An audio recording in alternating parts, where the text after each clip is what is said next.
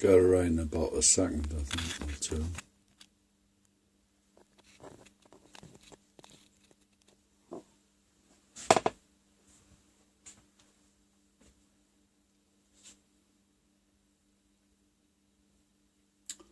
I was watching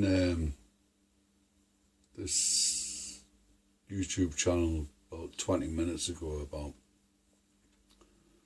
the deliverance, how they were delivering things with footage and what have you, with anomalies flying through the sky. And what this particular guy was talking about was the formations of UFOs or dimensional craft or dimensional energies. Seemed to be leaving, what he actually said was leaving the mothership and going around and coming back and going around and coming back and all that. And I felt as though I was screaming in my head that has nobody actually got it? It's not necessarily a mothership in the sense, it's a collectiveness of one energy. But all these little things are part of the one energy. And it's like, you know, how you would visualize if you're in a if you're in a family, right? But a family which is really, really close knit, and the head of the family or the heads of the family, male and female, have, you know, children, brothers and sisters and things like that.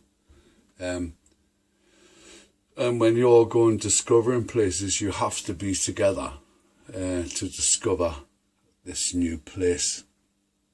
But you will ask you will talk amongst each other and who's going to go further ahead and who's going to work in defence and who's going to be behind watching your back.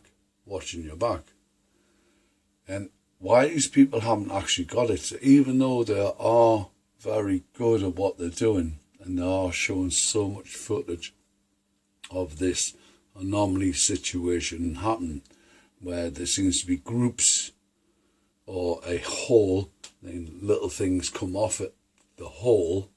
To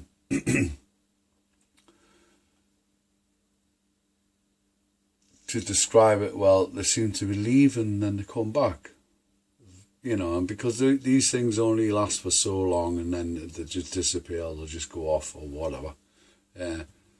That's all it is. It is, if that one energy ball of light, as you do say it, that's what it is. It's a family. But they're not, like I've just said, like a blood kin. It's a collective of one, but that one has so many parts. You know, it sounds weird, but that's what actually really happens. And that one part may decide to go off in a direction and at a rapid pace and it will let parts of itself come off it, right? And follow it, but it's like, you know, in a formation. Well, that formation is a defensive formation, you know, and it is, as it moves, it's making sure that all its little parts are defending its one whole, you know, and all are individual. All of them have a purpose and a duty, or a purpose, what to do at that particular time. But there can be multi-purpose situations also. And it's not the way I see things, it's what I've been shown. You know, all the dimensional energies I've seen in so many different formats actually have so many different formats. But when they decide to move, they do move in a protective sort of like formation.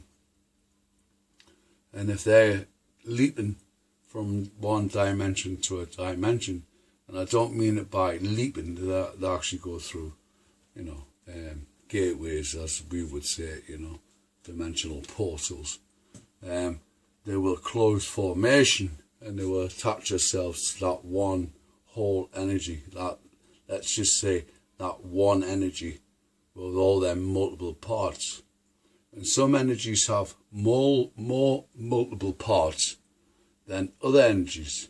I don't know if it's because some energies are more powerful than other energies, but I believe that what I've seen is that they've got to be very careful, because a lot of energies also will attack these lights you see in the sky.